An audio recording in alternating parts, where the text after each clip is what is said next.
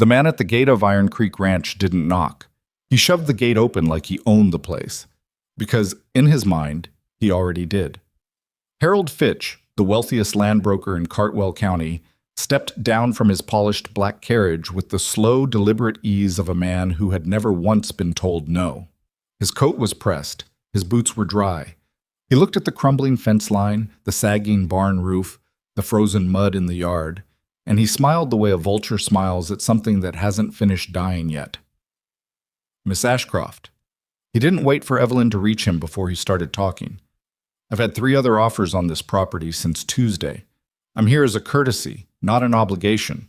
Sign the deed over by Friday, or I let the bank do what banks do. He tucked a folded document under the arm of the stunned woman standing in her own doorway and turned back toward his carriage without another word. He never even looked at her face. If you're new here, hit that subscribe button and stay with me, because this story is going to take you somewhere you won't forget. Drop a like and tell me in the comments what city or country you're watching from. I want to see just how far this story travels. Evelyn Ashcroft read the document 3 times and still couldn't make her hands stop shaking. It wasn't the legal language that frightened her. She'd grown up watching her father navigate county paperwork and property disputes like they were a second language. It was the date. Friday. That was 4 days. 4 days to produce $230 she didn't have, or forfeit the deed to a ranch her family had built from raw ground 22 years ago. She set the paper on the kitchen table, pressed both palms flat against the wood, and breathed through her nose until the shaking stopped. Outside, the wind had turned sharp and mean the way it always did in the first real week of November. Not yet a killing cold, but close enough to remind you that it was coming. The cattle needed supplemental feed. The north windbreak had been thinning for 2 years, and she hadn't had the money to replant it. The water pump at the far trough had been sluggish since August. She knew every single problem on this property, the way you know every ache in a body you've been living in for years. She'd been managing them, stretching what she had, making do. But Fitch's deadline didn't care about managing. Fitch's deadline was a wall. She was still standing at that table when she heard the sound at the gate. It wasn't a knock. It was more like something leaning against it, a dull, tired pressure, not the confident rap of a visitor with business. She pulled her coat from the hook by the door and stepped out onto the porch. The man at the gate looked like he'd been walking for a long time.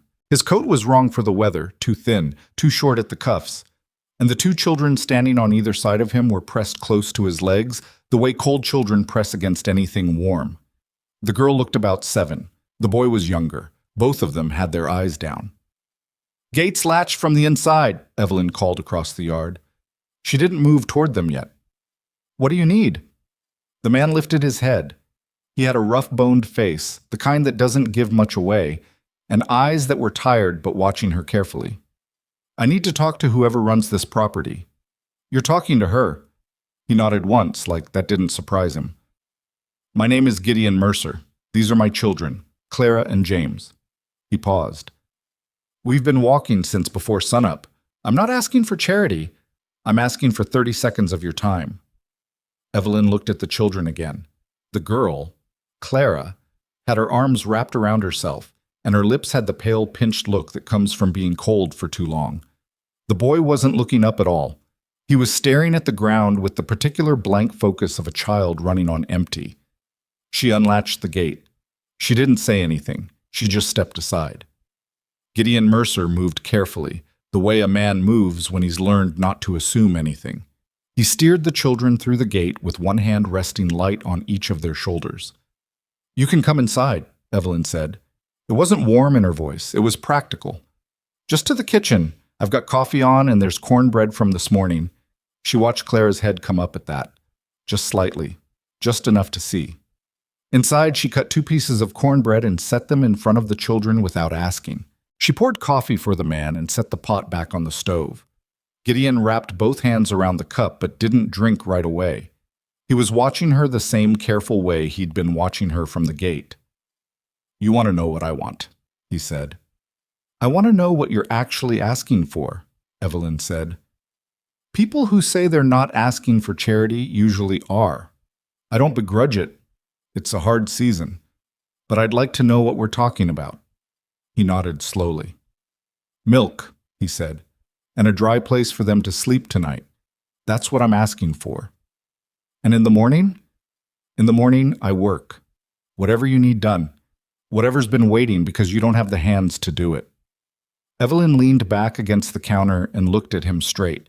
He was maybe 35, built lean and hard the way men get when work is the only constant in their lives. His hands on the coffee cup were calloused in the specific pattern of someone who'd done a wide range of labor. Not just one trade, but many. "I've got no money to pay a hand," she said. "Not right now, not this week." "I'm not asking for money this week." "Then what are you asking for?" He was quiet for a moment.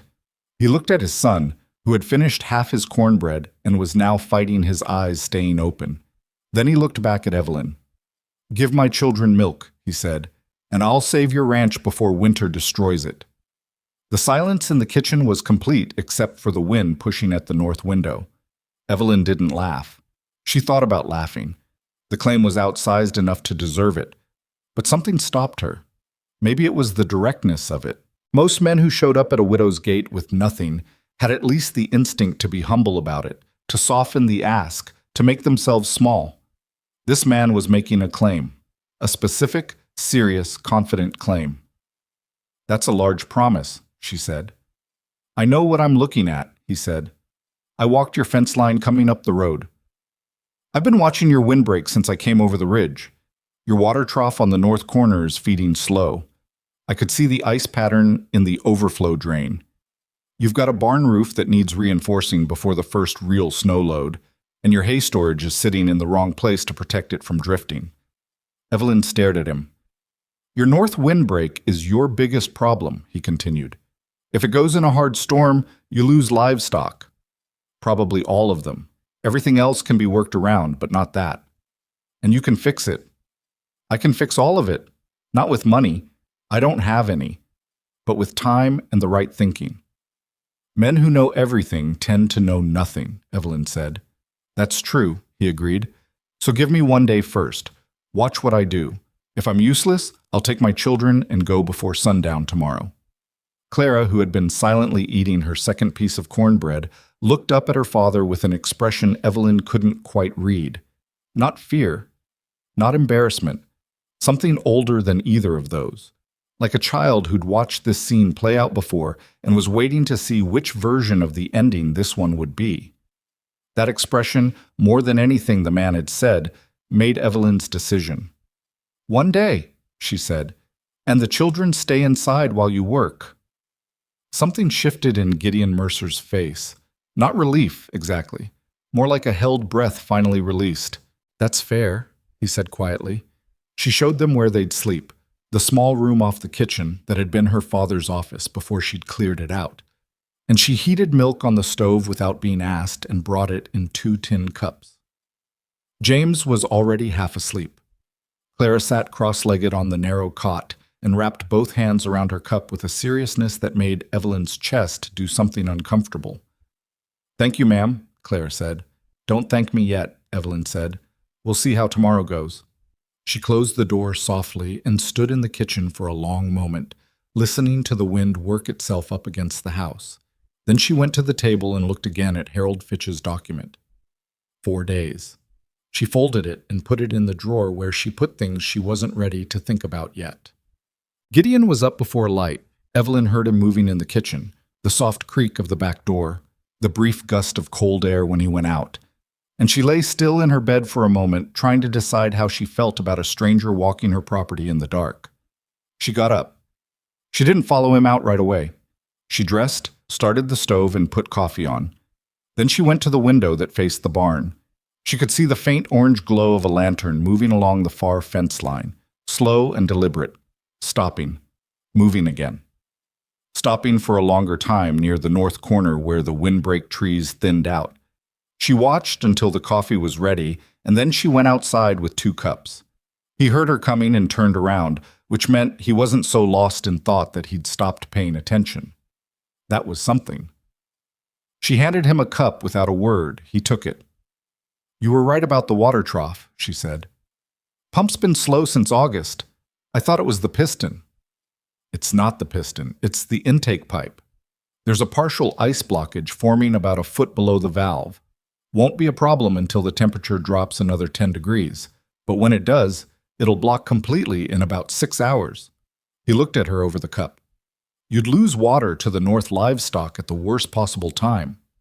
Evelyn felt the particular cold feeling that comes not from temperature but from recognizing something true you'd been almost knowing for weeks. How do you know that from looking at the overflow drain? Ice pattern, he said. The way water backs up before it freezes tells you where the restriction is. He paused. I used to manage water systems. Irrigation mostly, but the principles carry over. What else did you manage? Hay storage. Structural work. Whatever the job needed.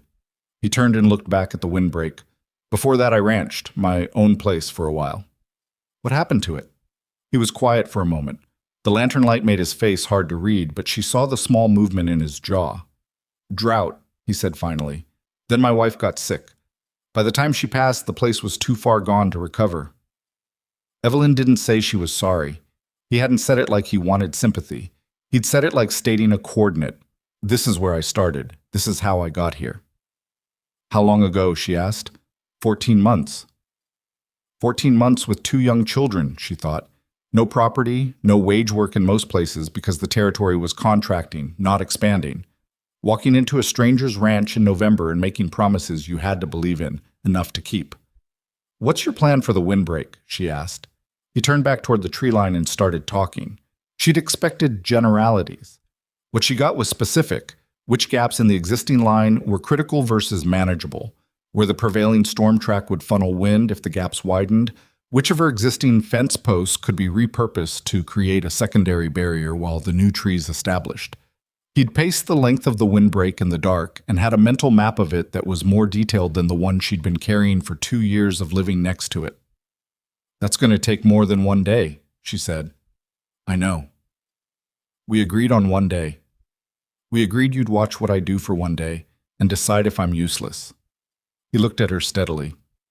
I'm telling you what needs to happen. Whether I'm the one to do it is still your call. There was nothing aggressive in how he said it. But there was no apology in it either. He was holding the line between confident and arrogant on the right side, barely, and she wasn't entirely sure how he was managing that. Start with the water pump, she said. I need to see you work before I decide anything else. He nodded. I'll need to borrow a spade and a length of pipe if you have one. There's pipe in the barn. I'll show you. They walked to the barn together in the early dark, and for the first time in a long while, Evelyn Ashcroft did not feel entirely alone on her own property. She wasn't sure whether that feeling was comfort or danger, and she decided she didn't have the time to figure it out. The spade went into the frozen ground at a specific angle he calculated from the ice pattern, and within an hour, he'd exposed the section of intake pipe she'd never known was slowly choking. Clara and James appeared in the barn doorway mid-morning, and Evelyn fed them breakfast while Gideon worked without stopping, methodical and unhurried in the way of someone who knows exactly what he's doing and knows that rushing it changes nothing. By noon, the pump was running clean. Evelyn stood at the trough and watched the water come through steady and clear, with none of the stuttering hesitation she'd been living with since August. She turned the valve off and on twice, just to be certain. The pump held. She walked back to where Gideon was cleaning the spade and said, All right. He looked at her. You can stay, she said. Past today. He didn't make a show of it. He just nodded once and went back to cleaning the spade. But I want it understood, she added. This is my ranch. My decisions. Understood, he said, without any hesitation that suggested it cost him something to agree. She'd expected at least a small resistance.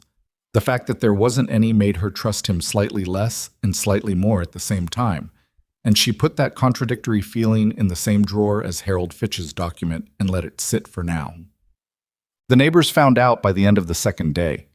In a valley this size, nothing stayed quiet. Tom Brealey, whose property ran along her eastern fence line, saw Gideon on the roof of the hay storage repositioning the overhang extension and rode over to the fence to find out what was happening. Evelyn watched the conversation from the yard. Breely was a big man with a red face and opinions he delivered loudly and without solicitation. "Who's that?" he called to her, not taking his eyes off Gideon. "My hired hand." "Since when do you have a hired hand?" "Since now," Evelyn said. Breely looked at her, then looked back at Gideon, then made the sound men make when they disagree with something but haven't decided whether to say it plainly. "He's moving the overhang the wrong way," he said. "You want overhang facing south so the sun can hit the hay." "I know what you think," Evelyn said. "Thank you, Tom." Breely left, but he didn't leave quietly. By the following morning, 2 other neighboring ranchers had ridden past slowly enough to make clear they were taking note. "They're going to talk," Evelyn told Gideon that evening at supper.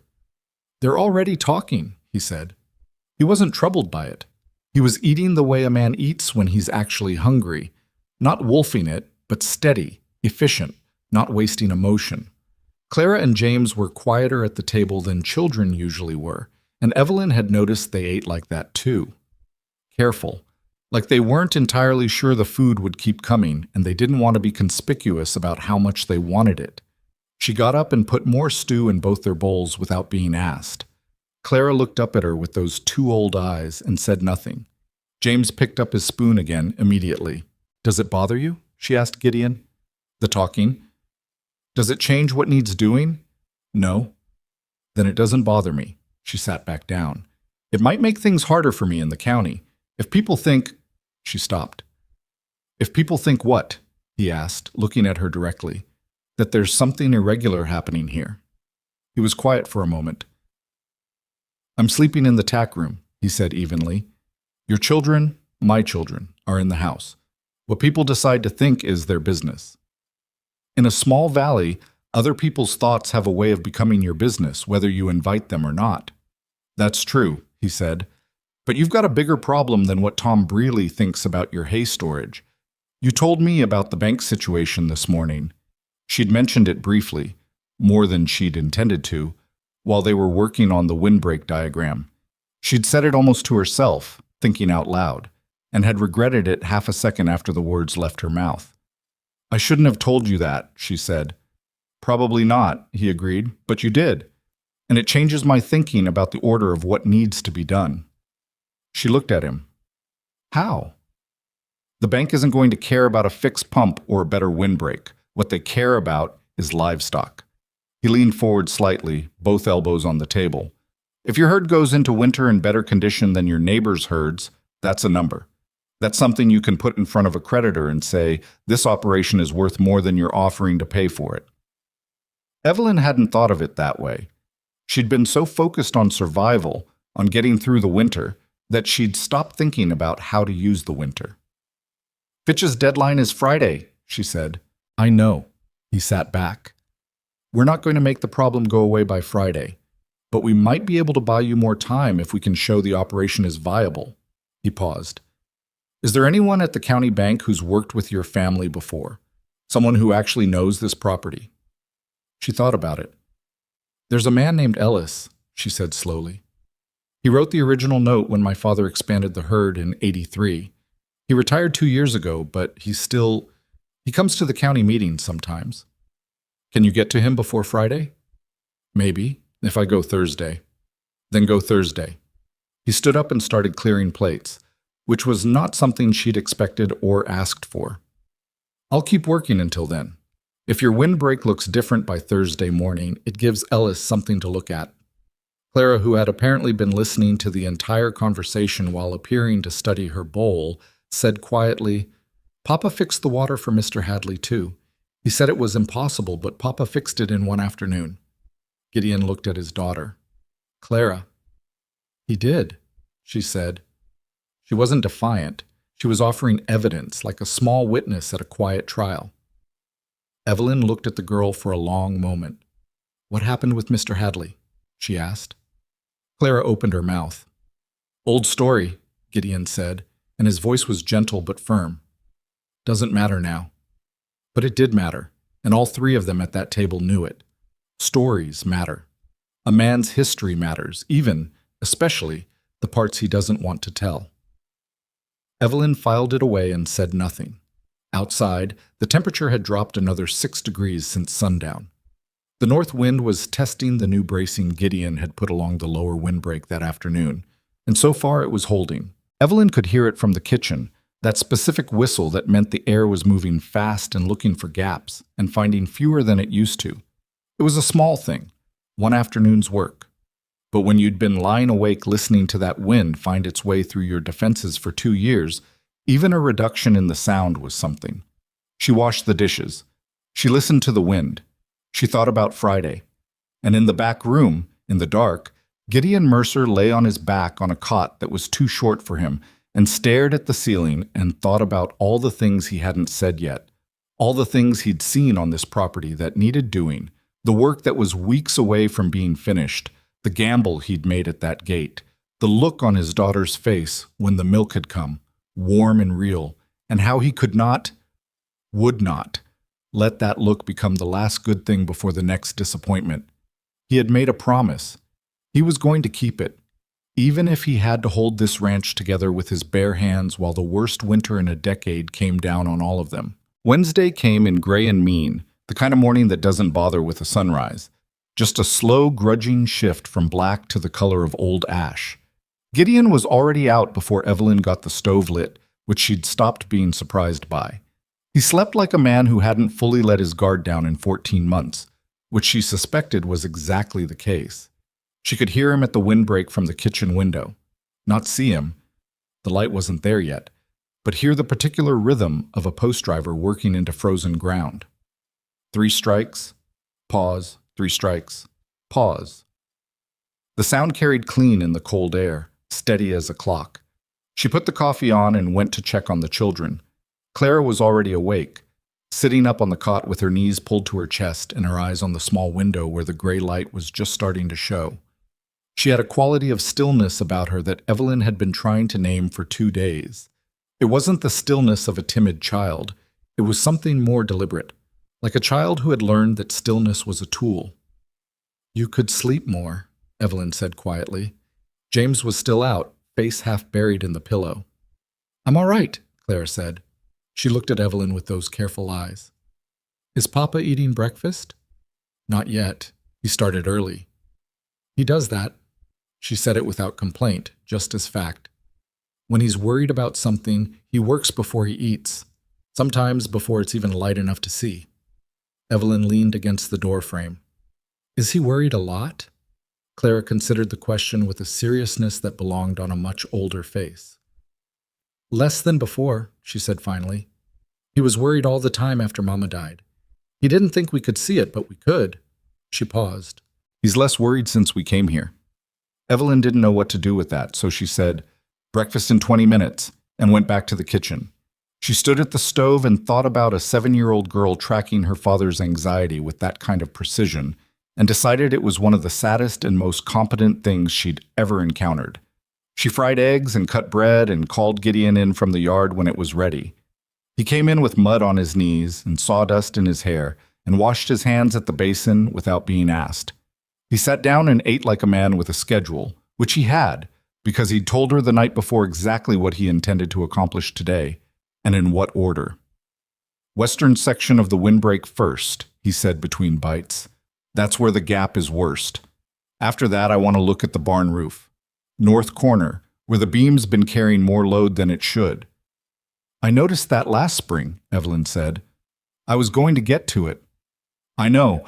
I'm not—" He stopped, started again differently. "I'm not telling you what you missed. I'm telling you what I'm going to do today." She appreciated the correction, even if it was self-made. "I need to draft a letter to Ellis," she said. "Before Thursday. I want it right." "What are you going to say to him?" "The truth. That the operation is sound, that I've made improvements, that Fitch's offer doesn't reflect the actual value of the property." She set her fork down. "The problem is that Ellis retired. He doesn't have authority at the bank anymore.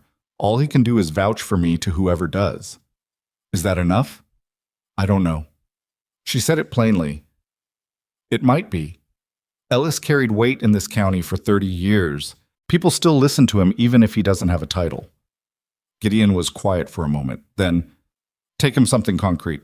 Don't just tell him the operation is sound. Show him numbers. Livestock count, feed reserves, water access. If I have the north section of the windbreak finished by tonight, that's a structural improvement you can point to. You can't finish the north section by tonight. Not all of it, but enough of it that the critical gap is closed. He looked at her steadily. I'll have it done. She believed him, which was still a strange feeling. Belief in this kitchen, with this particular man, felt like something she was extending carefully, the way you extend a hand across ice you're not entirely sure will hold.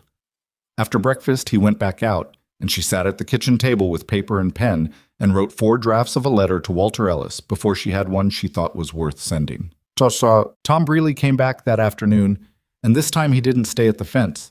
He rode into the yard like he had a right to, which he didn't, and pulled up near the barn where Evelyn was stacking a resupply of split wood that the circuit delivery had left at her gate that morning. He looked at the wood, looked at the barn, looked in the direction of the windbreak where the sound of Gideon's work was clearly audible. You paid for the wood delivery? He asked.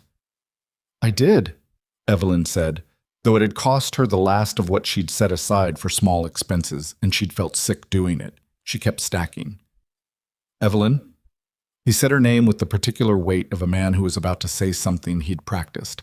I want to say this as a neighbor, not as someone who's got business with you. She stopped stacking. She turned around and looked at him.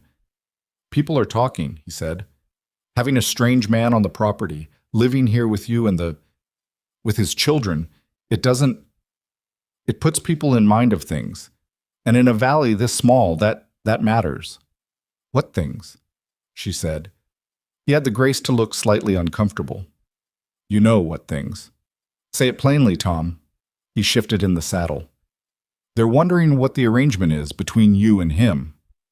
The arrangement, Evelyn said, is that he's working for room and board while we get through to spring. That's the arrangement. Evelyn, he sleeps in the tack room.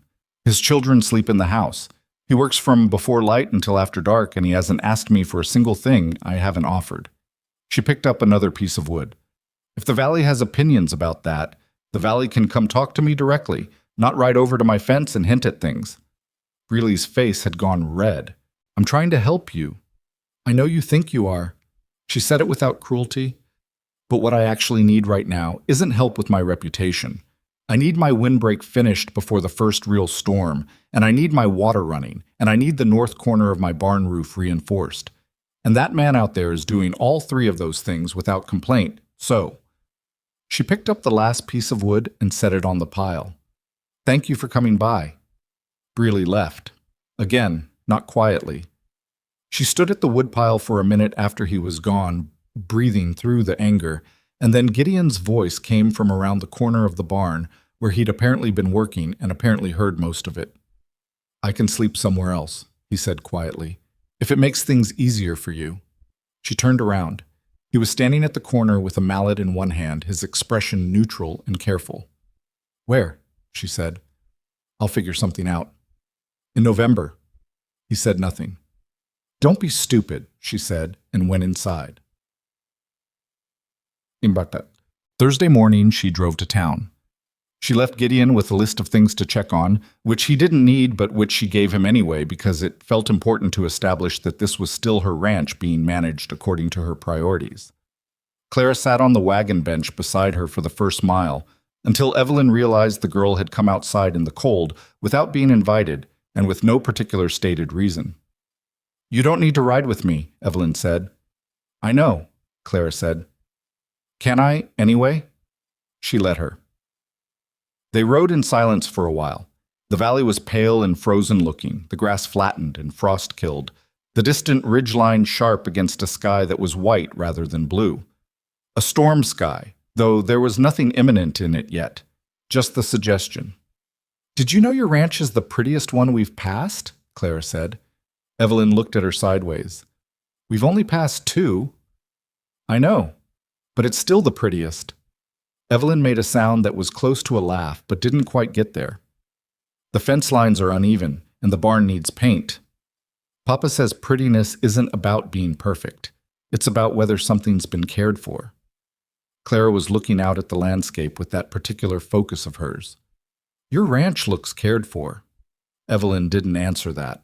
but she thought about it the rest of the way to town. Walter Ellis lived in a small house on the eastern edge of Cartwell, with a garden that was put to bed for winter, and a front porch with 2 chairs that looked like they got regular use. He answered the door himself, which she'd expected. He'd never been the type to employ household help, even when he could have afforded it. He was older than she remembered, thinner in the shoulders, but his eyes were the same sharp gray they'd always been. And when she handed him her letter and sat down across from him in his front room, he read it with the careful attention of someone who still understood that documents were not just paper. "Harold Fitch," he said when he'd finished. "Yes. He's done this 3 times in the last 4 years. Identified a property under financial stress and applied deadline pressure before the owner could explore alternatives." Ellis set the letter on his knee. "He's not doing anything illegal, Evelyn. That's the frustrating part." "I know. What do you need from me?" "I need someone to call whoever's handling my note at the bank now and tell them the operation is viable, that the deadline doesn't reflect the real situation." Ellis was quiet for a moment. "Who's working your property?" She'd been hoping he wouldn't ask. "A man named Gideon Mercer. He came through about a week ago. He knows ranch systems, water, structural, feed storage. The work he's done has been significant." "Do you know him well?" "I know his work," she said carefully. "That's what I know." Ellis looked at her for a moment in the way of a man deciding how much to say. "The bank's current manager is a fellow named Prout. He's practical, not sentimental. He'll want to see numbers, not hear stories." He tapped the letter on his knee. "If I go to him, I need to take him something concrete. Livestock count, feed inventory, water access report. I have most of that. I can get you the rest by tomorrow morning." "That's cutting it close." "I know, but it's what I have." She leaned forward slightly. "Mr. Ellis, my father built that property from nothing. He took the original loan from your bank and paid it back in 7 years. Iron Creek has never defaulted on a note." "I know that," he said quietly. "Fitch wants to buy it for 1/3 of what it'll be worth in 5 years once the territory opens up. He knows that. He's counting on my not knowing it, or on my being too desperate to act on it." Ellis nodded slowly. He picked up the letter again and looked at it. "Get me the numbers by tomorrow morning," he said. "I'll go to Prout in the afternoon." She rode back faster than she'd ridden in, Clara mostly quiet beside her, and when the ranch came into view over the last ridge, she stopped the wagon without meaning to. The windbreak looked different. Not finished. She could see where the work was still ongoing, the new posts not yet fully weathered, the gaps in the middle section not yet addressed. But the western end, the critical end where the worst gap had been, was closed, reinforced. And from this distance she could see the logic of the shape Gideon had created. Not a straight line, but a slight curve, angled to redirect rather than simply block the wind. She hadn't told him to do it that way. She hadn't known that was the right way to do it. "He did a lot today," Clara said matter-of-factly. "Yes," Evelyn said. "He did." She sat with the wagon stopped on the ridge for a moment longer than was necessary, looking at the changed shape of her windbreak and feeling something she was careful not to name. Then she clicked the horses forward. Gideon was at the barn when she pulled in, and he came to take the horses without being asked, which she'd also stopped being surprised by. "Ellis will go to the bank tomorrow afternoon," she said, climbing down. "He needs the livestock count and feed inventory numbers by morning." "I have the water access report done," he said. He'd apparently anticipated this. "Feed inventory I can finish tonight if you can give me the count from last week's delivery." "I have it in the ledger." "Good." They worked at the kitchen table after supper, Evelyn with the ledger and Gideon with a sheet of paper she hadn't asked him to produce but which he'd apparently been filling in for 3 days, a systematic account of every operational element of the ranch, its current state, and the improvements made in the past week. It was more organized than anything she'd put together herself, and she felt a complicated mix of gratitude and something that sat close to shame, though she'd done nothing to be ashamed of. "You've been keeping track of all this," she said. "I thought it might be useful." "You thought the bank situation might come up." He looked at her across the table. "I thought you might need to defend this place in some way that required numbers." "Yes." She held his gaze for a moment. "You could have told me that. You had enough on your mind." That's not your decision to make. He thought about it. You're right, he said. I should have told you. I was trying to be useful without adding to the weight you were already carrying, and that was probably not the right call. She looked at him for another moment. The lamp between them made the kitchen feel smaller than it was. James was asleep. Clara was near sleep, curled on the cot with her eyes mostly closed. The wind outside was restless tonight, moving around the house like it was looking for something. It was useful, she said finally. The report. It was useful. He nodded once. They went back to the numbers. At some point past 10, Clara appeared in the kitchen doorway in her stocking feet, blinking against the lamplight. She looked at the two of them at the table and said, "You should both sleep. It's late," and then turned around and went back to bed. Evelyn looked at Gideon. He looked at the table. There was the smallest possible movement at the corner of his mouth. "She's done that since she was 5, he said quietly. Decided she was in charge of making sure people took care of themselves. She's not wrong. No, he said. She's usually not. He gathered the papers and organized them into a clean stack for the morning, capped the ink, pushed back his chair. He looked like a man at the end of a long day who was running on something past tired, past the kind of tired that sleep fixes, into the kind that only time fixes. She knew what that kind felt like. "Gideon," she said. He stopped at the door. "The windbreak. The way you curved it. That was right. I didn't know that was the right way." He looked back at her. In the lamplight, with the tiredness in his face and his jaw unshaved and his coat worn through at the right elbow, he looked like exactly what he was, a man who'd lost most of what he had and was rebuilding from the bottom up with nothing but his own knowledge and a stubbornness he'd probably had since childhood.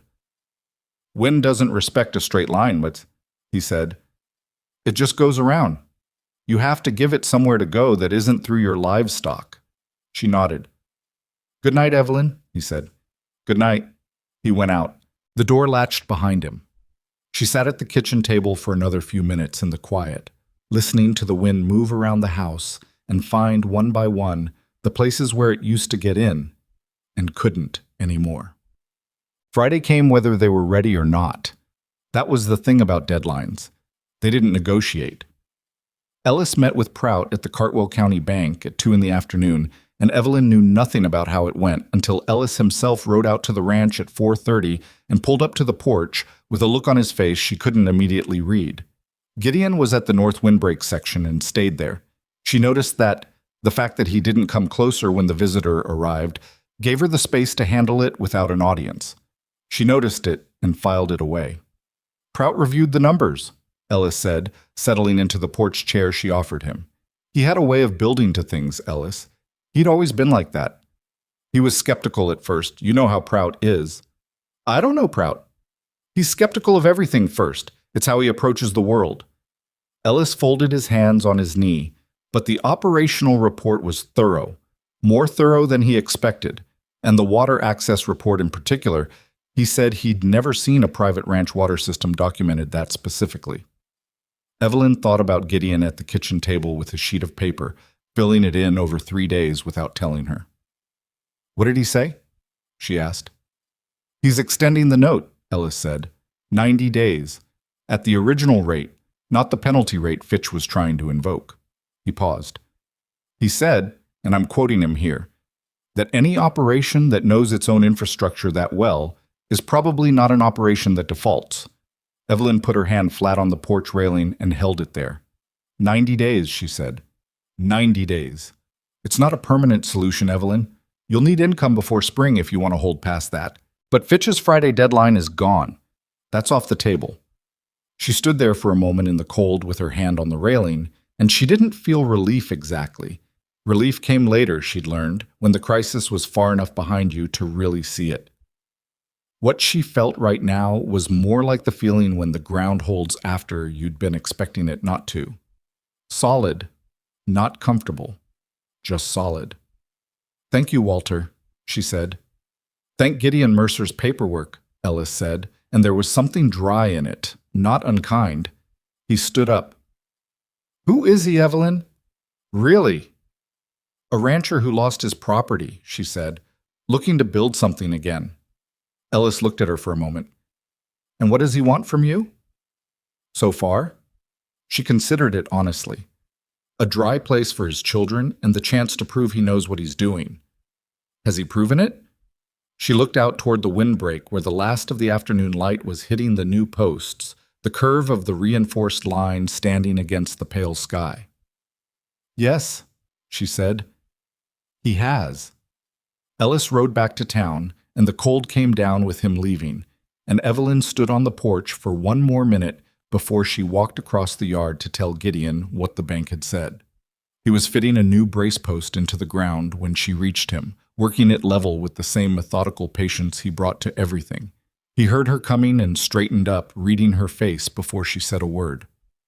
90 days, she said. Something moved through him that he didn't show entirely but couldn't quite hide either. A settling, like a man who'd been holding his spine rigid, finally letting it rest. That's enough time, he said. To do what? To make this place worth more than Fitch's number. To make sure that when 90 days runs out, you've got options. He looked at her steadily. If you want to keep going. She looked back at him. The wind was picking up out of the northwest, which was the direction that always meant business in this valley. Above the ridge, the sky had gone the color she'd been watching for 3 weeks, a deep, bruised gray that had nothing to do with sunset. Keep going, she said. Yes, I want to keep going. He nodded. He turned back to the post, fitted the brace, drove it home. She stood there in the rising wind and watched him work, and neither of them said anything, and somehow that was all right. The storm sky was building. They had a lot left to do. The storm didn't come that weekend. It didn't come the weekend after that either, which was the kind of cruelty that only winter understood, making you wait, making you prepare and brace and watch the sky until the watching itself became exhausting, until you started to wonder if you'd misread it, if the threat was real or imagined. Gideon didn't let himself wonder. He'd grown up in country where the sky meant what it said, and the only variable was timing, and what he saw building along the northwestern ridge every afternoon told him exactly one thing. It was coming, and it was going to be significant, and every day it held off was a day to use. He used them. The hay storage was the second major project, and it was the one that drew the most attention from the neighboring ranches. Not because what he was doing was dramatic, but because it was visibly different from everything else in the valley. He'd moved the primary storage position by 40 feet and rebuilt the overhang at a steeper pitch, which any rancher passing on the road could see and form an opinion about, and opinions were formed freely. Breely brought 2 of his hands to the fence line one morning and stood there watching for a good 10 minutes before he apparently decided silence wasn't sufficient. You're going to lose half that overhang in the first hard wind, he called across. Steep pitch catches wind like a sail. Gideon was on the roof fitting the new support struts. He didn't stop working. Steep pitch sheds snow load before it accumulates. The wind's going to come from the northwest at about 40 degrees off horizontal. The angle I've got here deflects it up and over rather than catching it. Breely's hands exchanged a look. That's not how roofs work, Breely said. It's how this one works, Gideon said, and drove another nail. Breely left, but he came back the following day, and this time he came alone, and he came into the yard instead of staying at the fence, which was a different kind of visit. Evelyn was at the water pump when she saw him ride in. She straightened up and waited. I want to talk to the man, Breely said. Not hostile exactly, but with the stiffness of someone who'd practiced what he was going to say. He's at the barn roof, she said. Go on. She watched Breely walk to the barn and disappear around the corner, and she stood at the pump for another minute trying to decide whether she should follow. She decided she shouldn't. This was between them. Whatever was said at the barn lasted about 20 minutes. When Breely came back around the corner, his face was different, not converted. Tom Breely had not been converted to anything in 40 years and wasn't about to start, but thoughtful. The kind of thoughtful that comes from hearing something you don't want to agree with and finding that you can't find the flaw in it. He mounted his horse and rode toward the gate, and when he passed Evelyn, he said, Your man's an odd one. He gets things right, she said. Breely was quiet for a moment. Yeah, he said reluctantly, like the word cost him something. He might. He left, and Evelyn walked to the barn, and Gideon was back on the roof. "What did you tell him?" she called up. "The truth about snow load distribution and wind shear." He didn't look down. He was fitting a cross brace that he'd cut with specific measurements she'd watched him calculate on paper before he'd ever picked up a saw. "He's got the same roof problem on his hay storage. Worse than yours was, actually. He's going to lose 20% of his winter feed if he goes into a hard storm with that overhang the way it sits." "Did you tell him that?" "Yes." "And?" Gideon looked down then. His expression was almost amused. "He told me I was wrong. Then he asked 3 follow-up questions that suggested he knew I wasn't." Evelyn shook her head. "Tom Brealey has never admitted he was wrong about anything in his adult life." "I know. I didn't ask him to." He turned back to his work. "If he fixes his roof, he fixes his roof. It doesn't matter whether he says I was right." She stood there for a moment. "It would matter to most men. Most men haven't spent the last year being wrong about things that actually mattered," he said, and his voice was level when he said it, not self-pitying, just exact.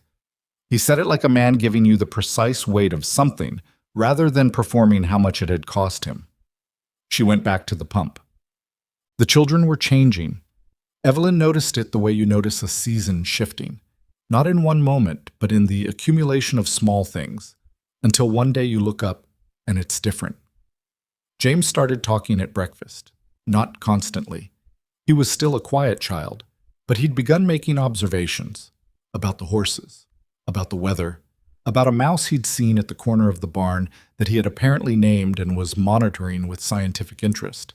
He told Evelyn about the mouse one morning with a seriousness that made her want to smile and be careful not to, because the seriousness was real. Clara helped with meals without being asked, not helping in the self-conscious way of a child trying to be useful enough to justify her presence, helping in the practical, matter-of-fact way of someone who understood that kitchens were work and work was shared. She learned how Evelyn liked the bread cut and did it that way. She watched what needed to be carried to the table and carried it. When the two of them were in the kitchen together, it had the easy rhythm of people who'd lived together longer than 2 weeks.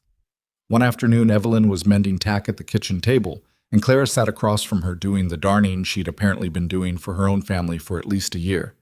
Her stitches were small and even, a skill someone had taught her with patience. "Who taught you to sew?" Evelyn asked. "Mama." Clara didn't look up from the sock she was working on. She said women who couldn't mend spent their whole lives paying other people to do it for them. She was right. Clara was quiet for a moment. "Do you know how to do everything yourself?" "No," Evelyn said honestly. "There are things I've been doing wrong for years and didn't know it until recently." Clara looked up at that. "Like what?" "The windbreak. The water system." She paused. "Sometimes you do something a certain way because that's how it's always been done, and you don't know there's a better way until someone shows you." Claire considered this. "Papa says that's why you have to keep watching, even when you think you already know. Your father says a lot of things worth keeping." "He says that about you too," Clara said, and went back to her darning with the seamless calm of a child who'd said what was true and saw no particular reason to manage the effect of it. Evelyn kept her eyes on the tack she was mending and didn't say anything, and the kitchen was warm and the wind was outside where it belonged, and for a few minutes everything was exactly fine. 3 weeks into November, the temperature dropped 15 degrees in 2 days. Not the storm, not yet, but the leading cold, the advance notice. The water in the north trough thickened at the edges overnight. Evelyn found ice in the barn water bucket 2 mornings running. The cattle moved differently, tighter together, reading the air the way animals read what's coming. Gideon started working longer hours, which she hadn't thought was possible. He finished the windbreak's northern section on a Tuesday, driving the last brace post in frozen ground with a focus that was almost angry in its intensity.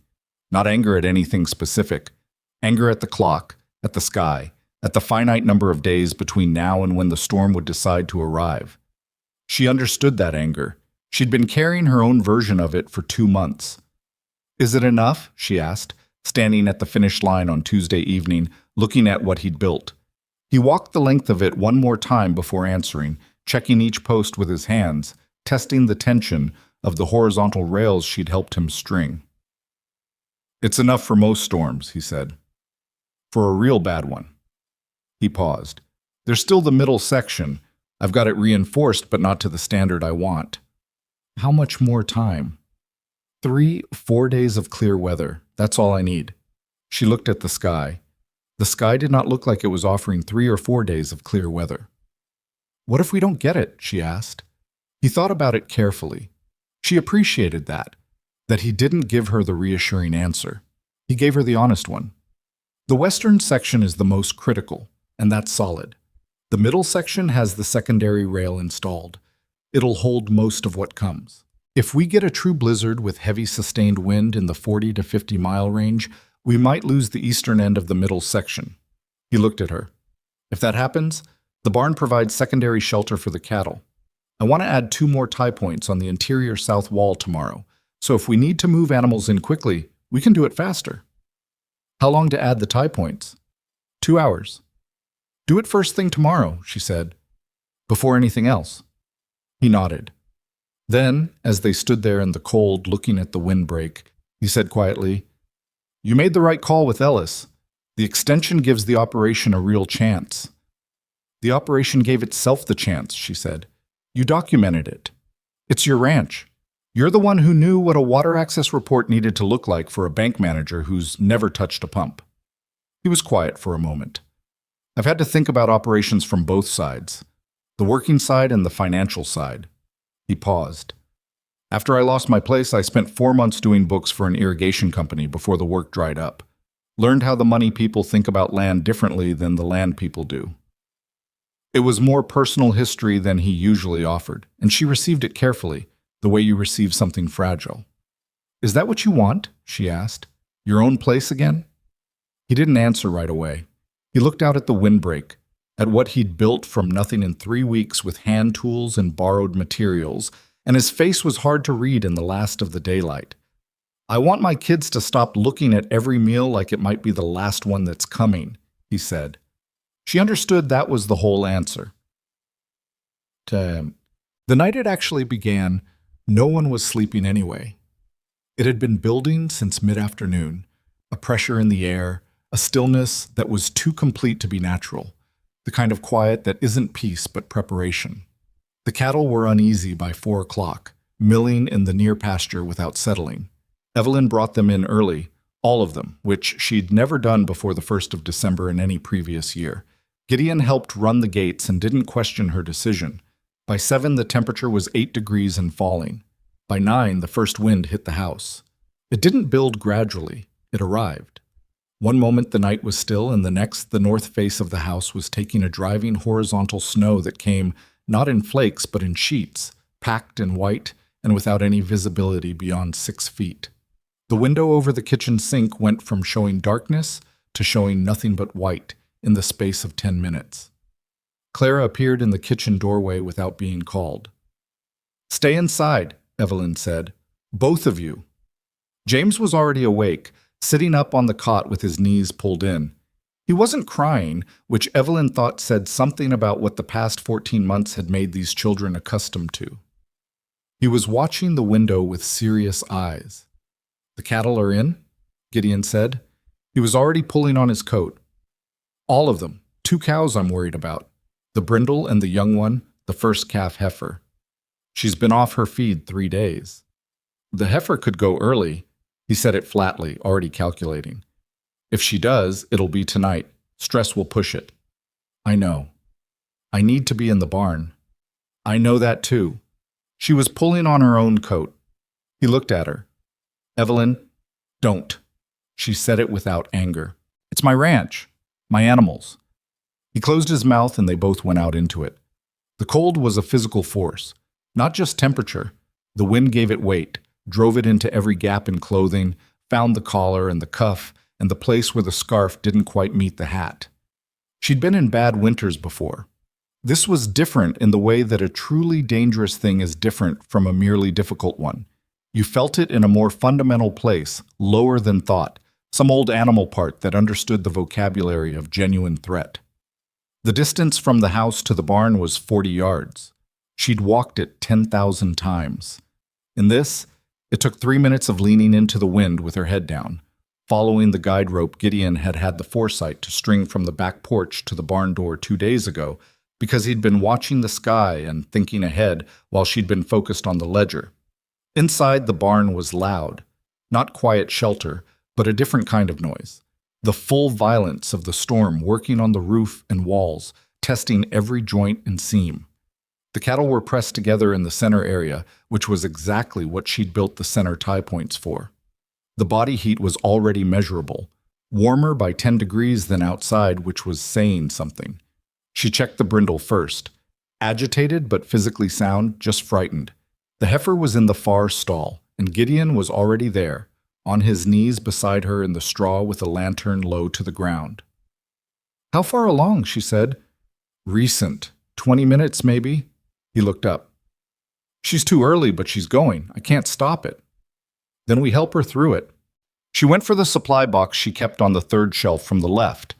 The same place her father had kept it, the same supplies, worn kit box that had been through 6 difficult births in her years on the property. She came back with it and knelt on the other side of the heifer from Gideon. The heifer was struggling, not in the way that meant disaster yet, but in the way that meant this was going to take time, and watching, and the specific kind of attention that couldn't be divided. Gideon kept his voice low and even near the animal's head. Not talking to Evelyn, talking to the heifer, which she noted with a small surprise part of her mind that wasn't fully occupied with the work. He had the voice for it. Steady, no performance in it. Above them, the roof took a gust that made the whole barn shudder. A loose board somewhere in the upper loft clattered hard and then went quiet. The cattle shifted, and one of the younger steers made a sound low in his chest, and Evelyn said to no one in particular, "Hold," and incredibly, the animal settled. "You've done this before," Gideon said, "more times than I can count." She was watching the heifer's flank, reading the rhythm of it. "My father used to say that if you raised cattle long enough, you'd eventually deliver a calf in every bad situation the territory could offer." "Did he?" "Ice storm, roof fire, 2 in a flood year." She paused. "He said the calf always had worse timing than you expected." Gideon made a sound that was the closest she'd heard to a real laugh from him. Then the eastern section of the windbreak went. She heard it. Even over the storm, even through the barn walls, she heard the specific sequence, a sharp crack, then a lower tearing sound, then the changed voice of the wind as it found the gap and poured through it. Her head came up. Gideon heard it too. His expression changed. "How much of the eastern section?" she said, though she already knew he couldn't know precisely from inside the barn. "Can't tell from here." He said it with control, but she could hear what was under the control. That was the section he hadn't had time to finish. The section he told her 3 days ago he needed more time for. "I need to look at it." "You can't go out there now. If the gap is big enough, it's going to funnel directly onto the east side of the barn. The roof on that side—" "I know what the roof does," she said. "Gideon, you can't go out in this." "If we lose the barn roof, we are not going to lose the barn roof." She said it with a certainty she didn't entirely feel, because certainty was what the moment needed, and she'd learned to supply what moments needed. "The repair you did on the east corner held through the last 2 weeks. It'll hold tonight." He looked at her across the heifer, the lantern light between them. "And if it doesn't?" he said. "Then we deal with that if it happens." She met his eyes. "Right now we deal with what's happening." He held her gaze for a moment longer. Then he looked down at the heifer and put both hands gentle and steady on her flank, and he stayed. 20 minutes later, with the storm beating the barn like it was trying to take it apart piece by piece, the calf arrived. Too small, shaking, but alive, which was the only thing that mattered in the immediate calculation. Evelyn worked fast with the toweling, clearing the calf's face, and Gideon supported the animal's weight while it found its legs in the manner of something that didn't know yet that the world it had arrived in was currently trying to destroy itself. The heifer turned to it immediately, which was the best possible sign. A first calf mother refusing her calf was a different kind of crisis, one they didn't need tonight. "She's taking to it," Gideon said. "Yes." "Good." He sat back on his heels in the straw, and she could see in the set of his shoulders the specific weight of a man who'd been holding himself rigid through the last hour and was allowing himself, briefly, to let it rest. Good. The barn shuddered again. Harder this time. The east wall made a sound that wasn't quite a crack, but was in the same family. Gideon was on his feet before the sound finished. The rope, he said. Is the guide rope long enough to reach the east corner from the barn door? No, it goes to the back porch and that's it. He was already at the supply shelf, moving the lantern, looking for something. What are you looking for? She said. Any rope you have, whatever length. She went to the tack wall on the south side. There were 3 coils. Different weights, different lengths. She pulled them all down.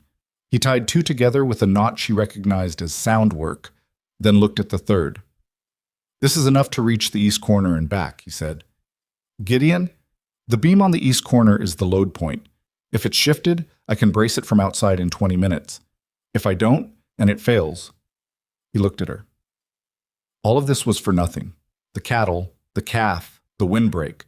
None of it matters if the barn comes down tonight. She knew he was right. That was the worst part of it. You tie one end here, she said, to the center post. I hold the other end. I'll tie it to myself. I know that. I'm saying I hold the line from here. If something happens, if you go down, I can pull you back in. He looked at her for a moment. You can't pull me in by yourself if I'm dead weight. I'll find a way. She took the end of the rope from him and tied it to the center post herself, then pulled it free. I'll hold it from here. That means you have a chance of getting back even if you can't pull yourself. Better than nothing. He looked at the rope, then at her. 16 feet of visibility out there, he said. Maybe less. I know. He tied the rope around his waist, not a simple loop, a knot that would hold under load, and checked it twice. She took the free end and braced her feet against the base of the center post and put both hands on the rope and looked at him. Don't fall, she said. That's the plan, he said, and went out the barn door into the white. The rope went taut almost immediately. The wind hit him the moment he cleared the door. She could feel it in her hands, the sudden drag of a man fighting 40 miles per hour of horizontal pressure.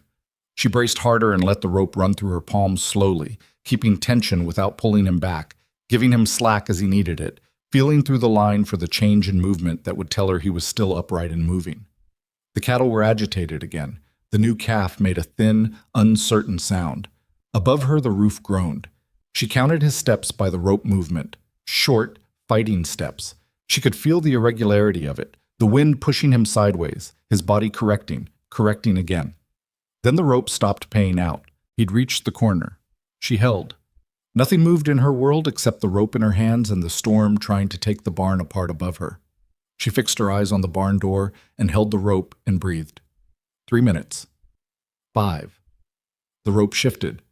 Not the pulling back motion of a man in trouble, but the side-to-side tension of someone working with both hands while their body held position.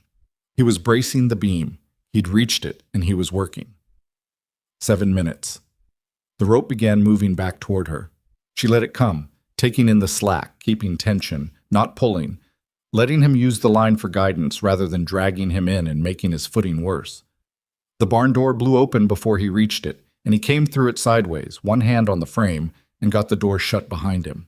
He stood in the barn breathing hard with ice in his beard and his coat crusted white on the entire north side of his body. It's braced, he said. It'll hold. She was still holding the rope. She realized she was holding it tight enough that her hands hurt.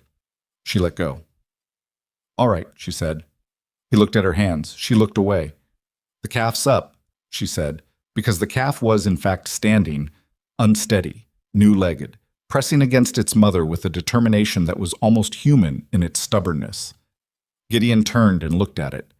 He stood there for a moment with ice melting off his coat in the warmth of the barn, surrounded by the sound of the storm that was still working on every surface of the building.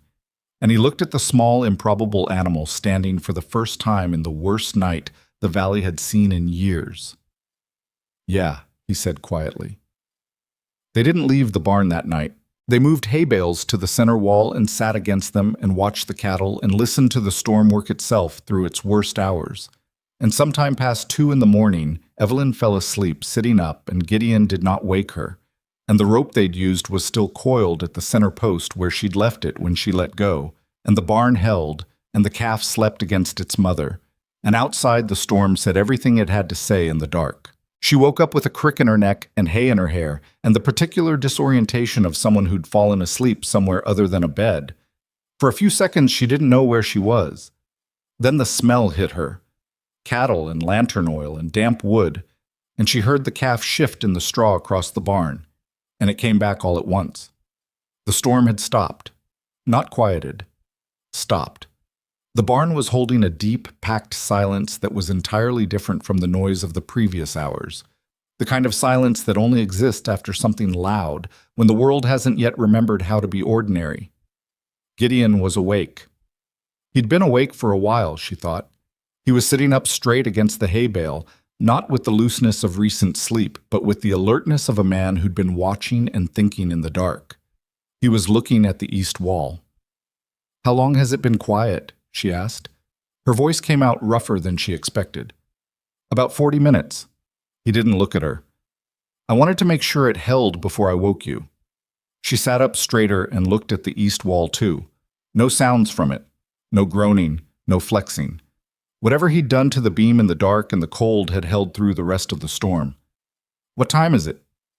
"Just before 6. She got to her feet, which required more effort than usual because she'd slept sitting upright against a hay bale for several hours, and her body had strong opinions about that. She went around to check the cattle, moving down the line with the lantern, counting and looking. All present, all standing. The brindle was calm. The heifer was drowsing on her feet while her calf pressed against her side with the stubborn, oblivious contentment of something very new to the world. "We didn't lose one," she said, and the surprise in her own voice was real. "No," Gideon said, "we didn't."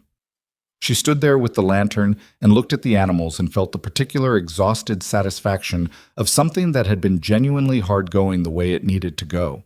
Not easy, not lucky, hard and deliberate, and held together by preparation and refusal. "Let's see what's outside," she said. They opened the barn door together. The world was white in every direction. Not the soft, decorative white of an early winter snowfall. This was structural white, packed and dense and deep, reshaping everything it covered into unfamiliar forms. The fence lines were buried to the third rail. The house was a mound with windows and a chimney pipe. The yard between the barn and the house had drifted in a single sloping wave that reached the porch rail on the north side. The windbreak was standing, most of it.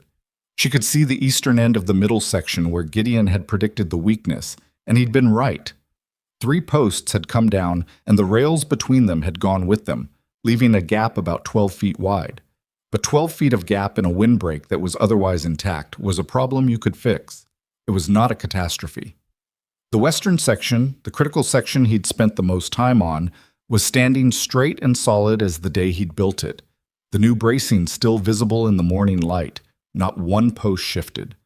Gideon looked at the gap for a long moment. 3 posts, he said. "Could have been 30, she said. He made a sound that wasn't quite agreement, but wasn't disagreement either. She understood. He'd set himself a standard for this windbreak, and 3 posts down was still short of it, and he wasn't going to pretend otherwise just because the outcome had been good enough. She filed that away as one more thing she'd learned about how he worked. "The barn beam," she said. "I want to look at it in daylight." They walked around to the east side of the barn, sinking into snow with each step, and looked at what he'd done in the dark in 40-mile-per-hour wind with a rope around his waist and 16 feet of visibility. He'd driven 2 heavy stakes into the frozen ground at the base of the east corner and run a cross brace from the stakes to the beam at an angle that redistributed the load the storm had been concentrating on the joint. The work was rough in the way that emergency work done in the dark is always rough. Not pretty, not finished, but it was structurally sound. She could see that without being a carpenter. "You did this in the dark," she said. "The rope was long enough." "That's not what I said." He looked at the brace and then at her. "I knew what I was trying to do. Knowing what you're doing helps when you can't see." She shook her head slowly, not at him, at the brace, at the post, at the whole improbable fact of it still standing. "I'm going to check on the children," she said. "Then I'm going to start breakfast.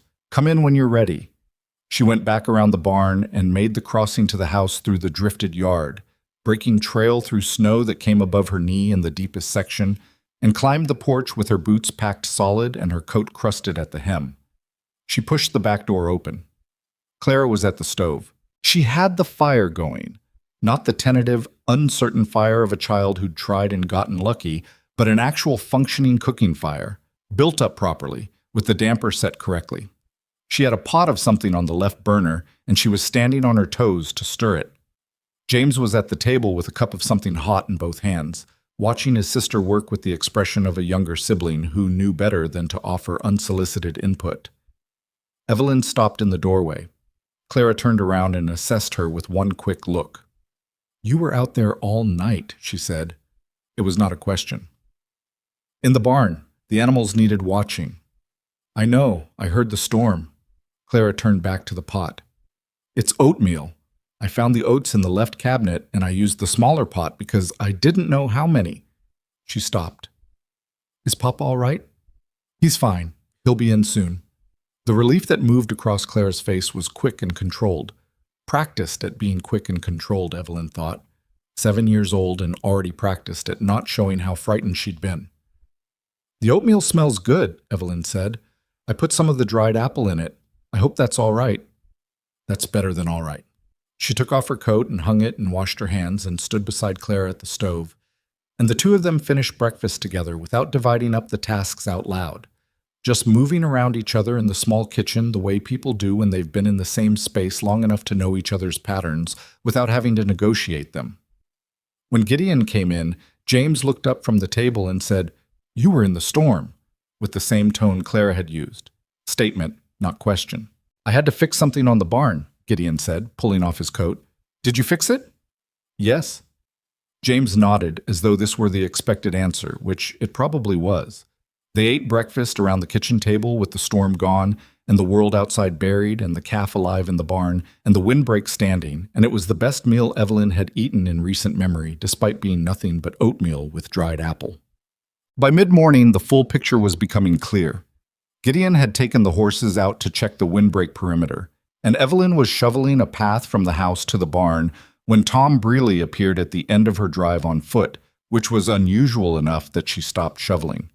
He was not a man who walked if he could ride, and if he was on foot it meant the snow was too deep or his horses were in no condition to be ridden.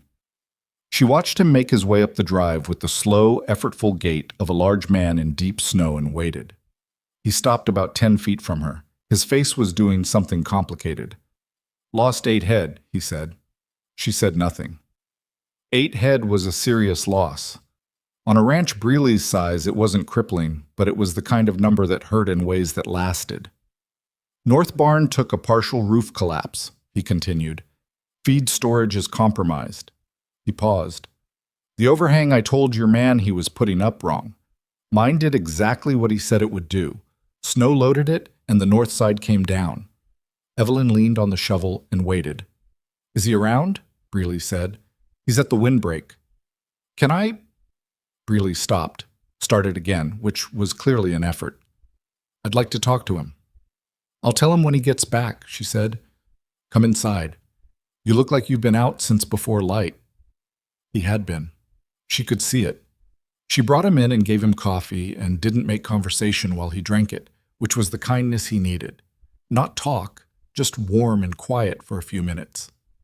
By the time Gideon came back in, Breely had finished his coffee and was holding the empty cup with both hands the way men hold things when they're waiting to say something they don't want to say. Gideon came through the door and saw him, and his expression didn't change.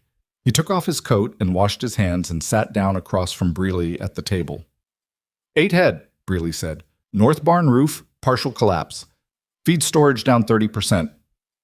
"How's the windbreak on your north face?" Gideon asked. "Took damage on the eastern end. Not all the way down, but bent. Several posts pulled from the ground." He looked at Gideon directly. "The overhang. What you told me about the pitch." "You were right." Gideon said nothing. No comment, no told you so. He just received it and waited. "I need to know if you can help me fix the north barn roof before the next storm comes," Breely said. "I'll pay. Whatever you think is fair." Gideon looked at Evelyn. She understood the look. He was checking. This was her ranch, her decision, her call about his time. There's work here that still needs doing, she said. The windbreak section that came down last night, the water channels. I can do both, he said. Breely's barn first because the feed storage is a critical loss for his operation. 2 days there, then I finish everything here before the next front comes. He kept his eyes on her. If that works for you. What's the next front? She asked. 5, maybe 6 days. The sky's been telling me for 2 days. It's always been telling you things, she said. Usually the same things, he said. She looked at Breely. He'll come tomorrow. Today he finishes the water channel work here. Breely nodded. He looked like a man who'd been reduced by the night and wasn't entirely comfortable with that, but was managing. I appreciate it, he said. He stood up and looked at Gideon. I said some things about your methods that weren't fair. It doesn't matter, Gideon said. I'd rather it be said. All right, it's said. I'll be at your north barn at first light tomorrow. Breely left. Evelyn picked up his coffee cup from the table and stood at the basin a moment. You don't have to do his barn, she said. I know that. He was rude to you for 2 weeks. He was also watching out for his own operation the best way he knew how. Gideon pulled his coat back on. If I'd lost 8 head last night and my feed storage with it, I'd be asking for help from someone I'd been rude to too. He paused. Besides, his barn being in bad shape is bad for the whole valley.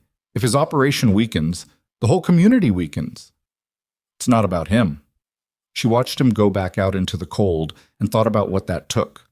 To help someone who'd been openly dismissive, not out of performance or calculation, but out of a clear-eyed understanding of how things connected to other things. She thought about how little she'd actually known about how this valley worked as a single system until a man with no money and 2 hungry children had shown up at her gate and started explaining it to her through the work of his hands. Wokum. Word moved the way word always moved in a valley this size, fast and sideways. By the second day after the storm, people were coming to see. Not to Iron Creek specifically, though some did, but the pattern was visible from the road. 3 ranches that had Gideon's methods in place, in various degrees of completion, had come through the blizzard with minimal livestock losses and intact feed storage. 6 ranches that hadn't, the ones where the neighbors had watched from the fence line and gone home unconvinced, had taken real damage. Lost animals, collapsed structures, feed supplies reduced by 1/3 or more, which in a winter that was clearly far from finished was not a small thing. A man named Dern from the southwest quarter of the valley rode up to the Iron Creek gate on Thursday and asked to speak with whoever had done the structural work. He was polite but direct, the kind of man who'd burned through his allowance for pride in the last 48 hours and was now operating on practical necessity. Evelyn brought him to where Gideon was finishing the windbreak repair. Dern looked at the repaired section, then at the intact western end, then at Gideon. What would it take to get you to come look at my operation? He asked. When do you need me? Yesterday. I'm at Breely's today and tomorrow. I can come Saturday if the weather holds. I'll take Saturday. Dern paused. What do you charge? Room and board for whatever time it takes. I'm not in a position to negotiate cash terms right now. Dern looked at him for a moment, then at Evelyn, then back at Gideon. That seems low for the work you're doing. It is, Gideon said, but it's what I need right now, so it's what I'm asking. Dern nodded slowly. He rode away looking slightly stunned, which Evelyn understood. There was something disorienting about a man this capable operating on survival terms. It didn't fit the expected shape of things. You should charge more, Evelyn said after Dern had gone. With what reputation? Gideon said. I've been here 3 weeks. Charging real money requires people to believe in you before you've proven yourself. You've proven yourself. To this valley, in the last 2 days. That's a start, not a history. He measured a post length with his eye, which she'd watched him do dozens of times, and which was consistently more accurate than she'd thought possible. Give it 1 more season. If I'm still getting it right next winter, then I can set terms. 1 more season, she said. Yes. She heard the implication of that and didn't say anything about it, and he didn't either, and they went back to work. But it was Breely himself who brought the county inspector, which none of them had predicted. He showed up at the end of the second day at his north barn with a man Gideon hadn't met before. Compact, gray-haired, with the unhurried manner of someone who'd been assessing things professionally for a long time and had very little left to prove. "This is Harlan Webb," Breely said. He said it with an uncomfortable directness, like a man making an introduction he hadn't planned on but felt obligated to. "He's the county agricultural inspector. He was riding the valley this week, checking storm damage." Webb looked at the work Gideon had done on the north barn roof. He walked around it slowly, checking angles, checking the load distribution on the new support struts, looking at the brace pattern the same way a man reads a map he hasn't seen before. Gideon stood back and let him look without explaining anything.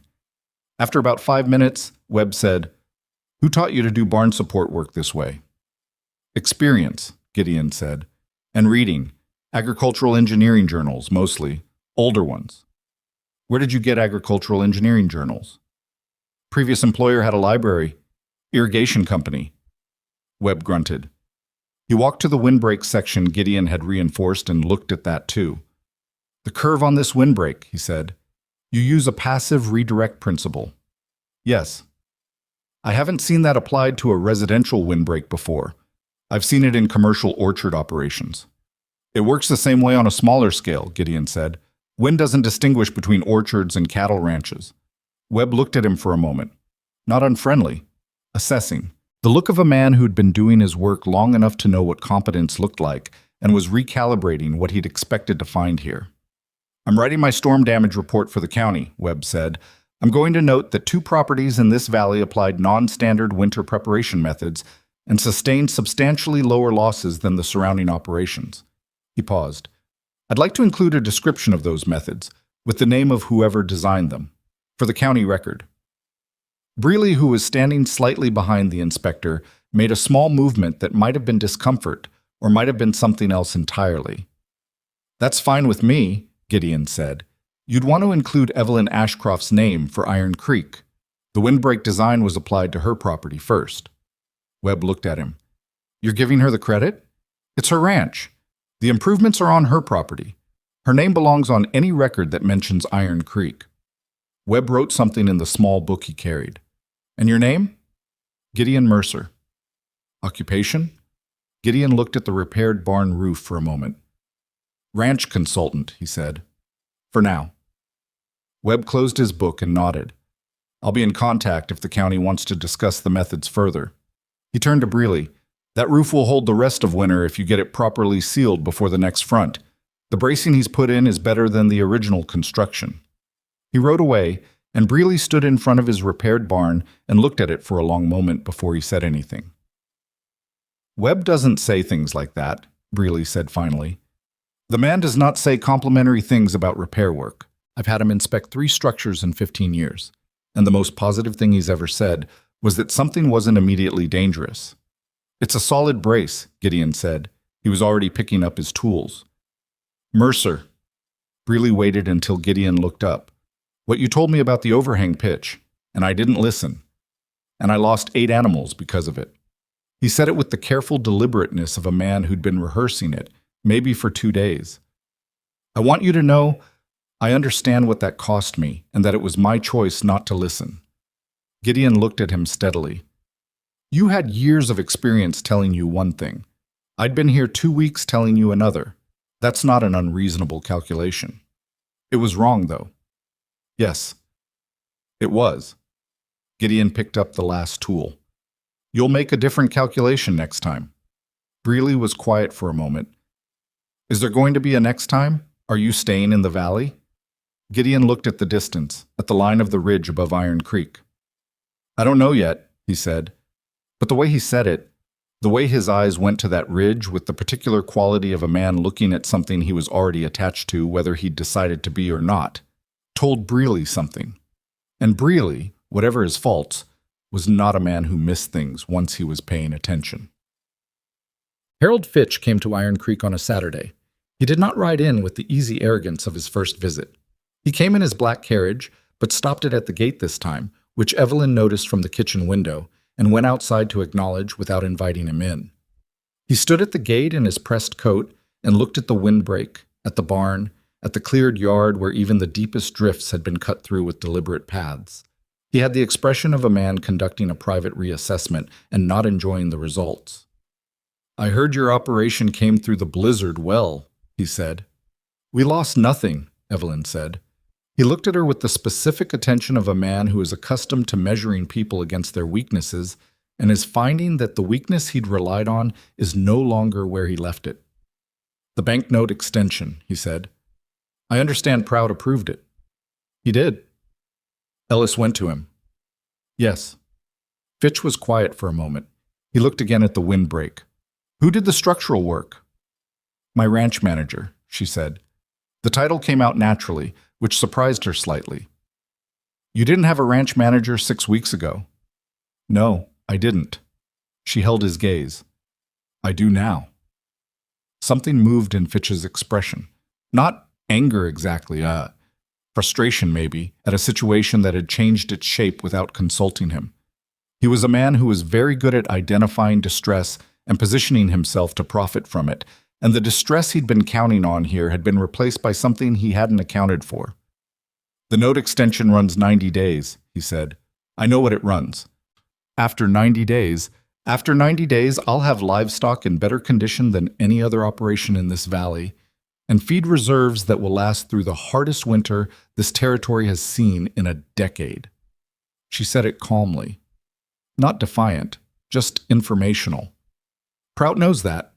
He's already had Webb's inspection report. Fitch looked at the windbreak one more time.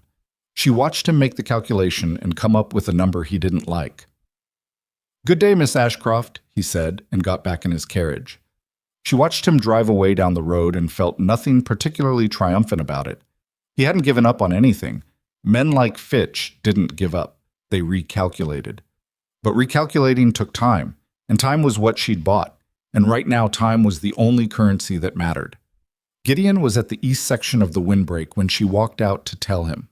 He was fitting the last of the replacement posts for the section that had come down in the storm, working steadily in the thin December light, and he listened to what she said without stopping work. "He'll come back," he said. "I know, but not the same way." "No," she said, "not the same way." He drove the post home with 3 strikes and tested it with his hands, solid. He moved to the next position. "Dern's operation has real potential," he said, which seemed like a change of subject but wasn't. She was beginning to understand how his thinking moved, the way one thing connected to the next without announcing the connection. "If we can get his water system sorted before February, he'll be in position to expand his herd in the spring. That's the kind of operation that makes a whole valley stronger." She said. He stopped. He looked at the post in his hands, then at her. "I meant," he started. "I know what you meant," she said. He was quiet for a moment.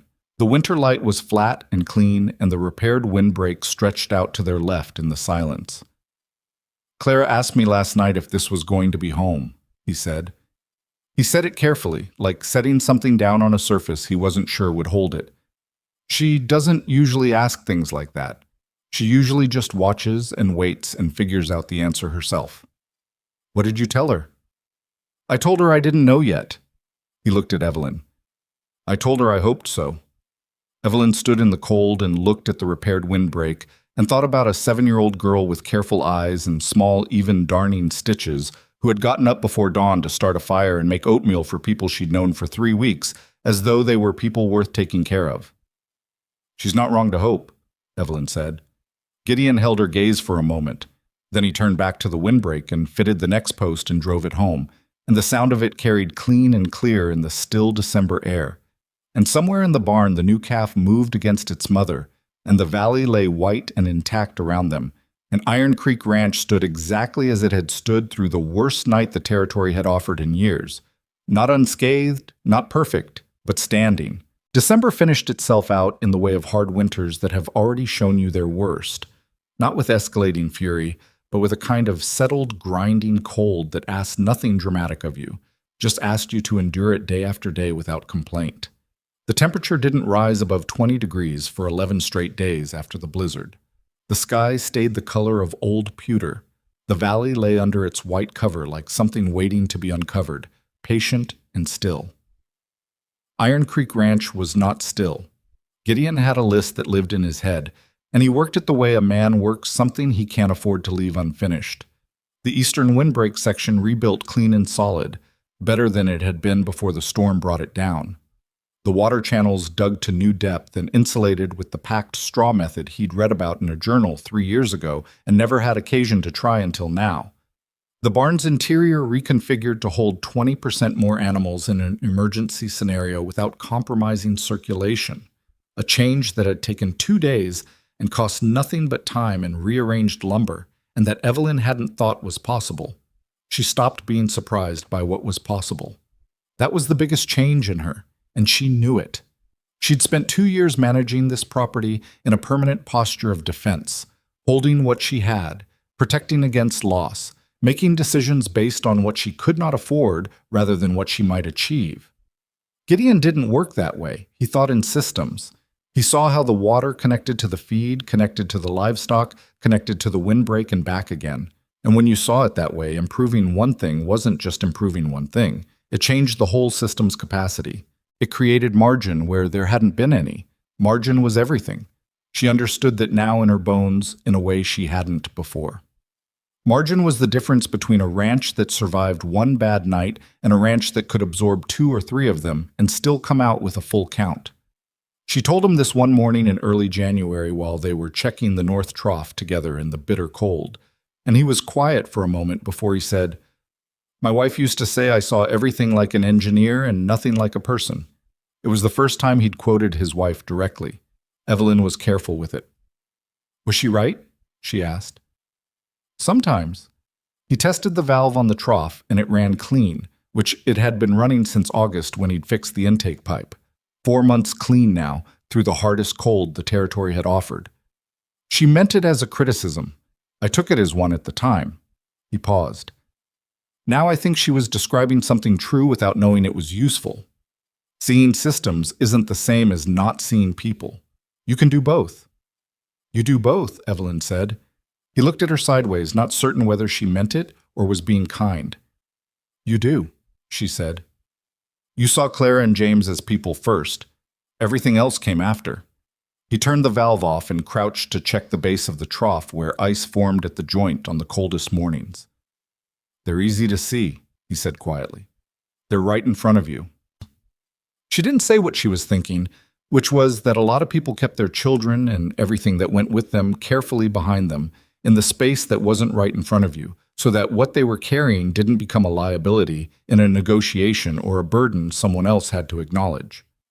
Gideon had walked through her gate with his children visible on either side of him like something he wasn't willing to minimize. That had been, she understood now, the whole truth of who he was in a single image. Dern's operation took 4 days. His water system was worse than she'd described it and better in other ways than Gideon had expected, which was usually how it went. Every property had its own logic, its own set of problems that made sense within their context, even when they were wrong. He came back to Iron Creek on a Thursday evening with his coat stiff from cold and sat down to the supper Clara had largely made without being asked and ate without talking much, which Clara and James had long since stopped taking personally. "How bad?" Evelyn asked. "Manageable. His west barn has a drainage problem that's been growing for 3 years. Another bad winter on top of it, and he'd have had a foundation issue." He reached for the bread. "I showed him what to do. He's got the hands to do it if he starts this week." "Will he start this week?" "He said he would." A pause. "I think he will. He's a practical man. He just needed someone to show him which problem was actually urgent." "That seems to be what you do," Evelyn said. He looked at her across the table. "What?" "Show people which problem is actually urgent." She said it plainly, not as flattery. "Half the people in this valley have been managing the wrong problem for years. You walk in and you look at what's there and you find the thing that actually matters."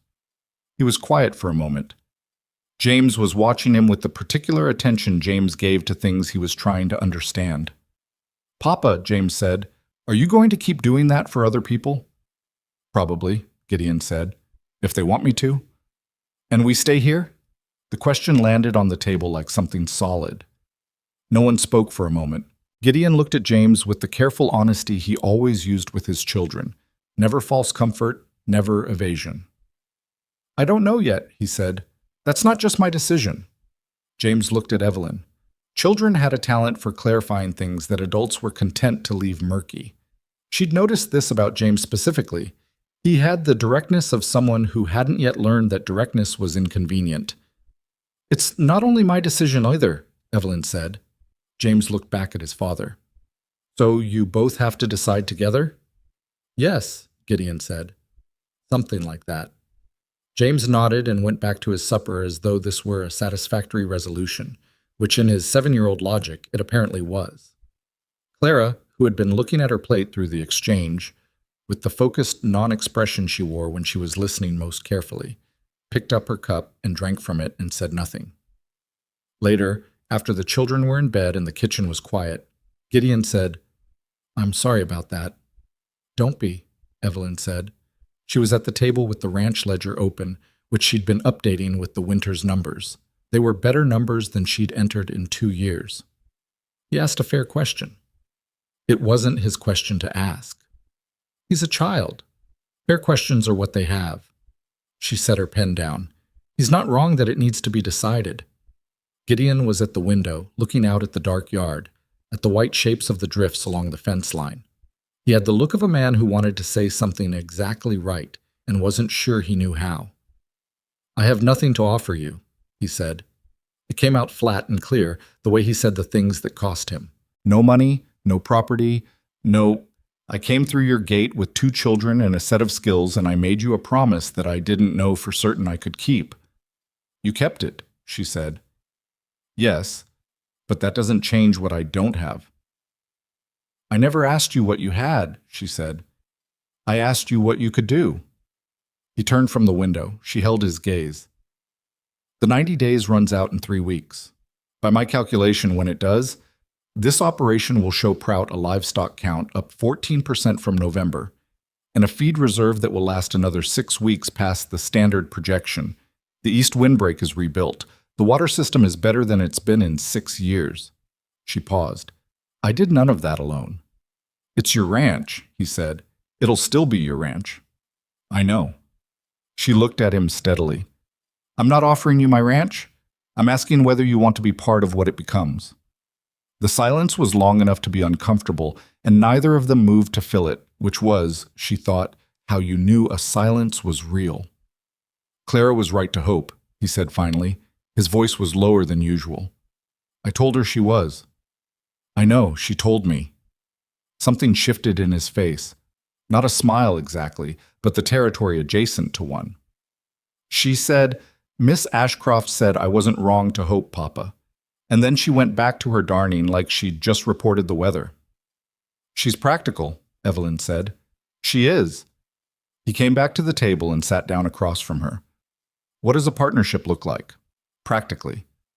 "Practically," she said. "It looks like what's been happening for the last 6 weeks, but with your name on the deed alongside mine." He was quiet. "Equal share," she said. "Equal say." "That's too much." "It's exactly enough," she said. "This place needs 2 people who know what they're doing and are willing to work it seriously. I have been one person for 2 years, and I have been doing it wrong in ways I didn't know." She kept her eyes on him. "I'm not offering you charity. I'm offering you what makes the operation viable. The strongest ranches in this territory are built on partnerships. You know that as well as I do." He looked at his hands on the table, the calloused hands of someone who'd been doing the right work for a long time and hadn't always had the right situation to do it in. "And the other thing," he said carefully, not looking up yet, "what James was asking about. What about it? I don't want to assume what that means to you." "Then ask," she said. He looked up. "What does it mean to you?" She thought about the night in the barn with the rope in her hands and the storm coming through every wall and his steps she could feel through the line. The particular way she'd known where he was in the dark by the tension in the rope, not seeing him but knowing. The way you know things that have become part of your physical awareness before you've consciously decided they should be. She thought about Clara at the stove before dawn, about James naming the barn mouse and monitoring it with scientific interest, about a man who walked through her gate with nothing and made the most serious promise she'd ever heard someone keep. "It means I want you to stay," she said. "All of you. Permanently, if that's something you want." The lamp between them made the kitchen smaller than it was. Outside, the cold was doing what it did, pressing against every surface, looking for the way in, and finding, as it had been finding for weeks, that there were fewer ways in than there used to be. "It's something I want," he said. The 90-day note came due on a Tuesday in early February, and Evelyn drove to town to meet with Prout herself. With Gideon's operational documentation under her arm and 3 months of improved numbers in the ledger she set on Prout's desk. Prout was the practical man Ellis had described. He looked at numbers the way Gideon looked at fence lines, not for what they said on the surface, but for what they told you about the structure underneath. He went through the ledger page by page without speaking, occasionally making a small mark in the margin of his own notepad. When he was done, he looked up. "Webb's report named this operation specifically," he said. "I heard that." He's not a man who names specific operations in his reports. He names categories and percentages. He tapped the ledger. "The livestock count increase is better than I expected for a winter this severe." "We had good preparation," Evelyn said. "You had effective preparation. Good preparation doesn't always translate." He closed the ledger and folded his hands on top of it. "Miss Ashcroft, I'm going to recommend the note be restructured over a 3-year term at a rate that reflects the current assessed value of the operation, which I'm prepared to revise upward based on Webb's report and these numbers." She heard that clearly. "How much upward?"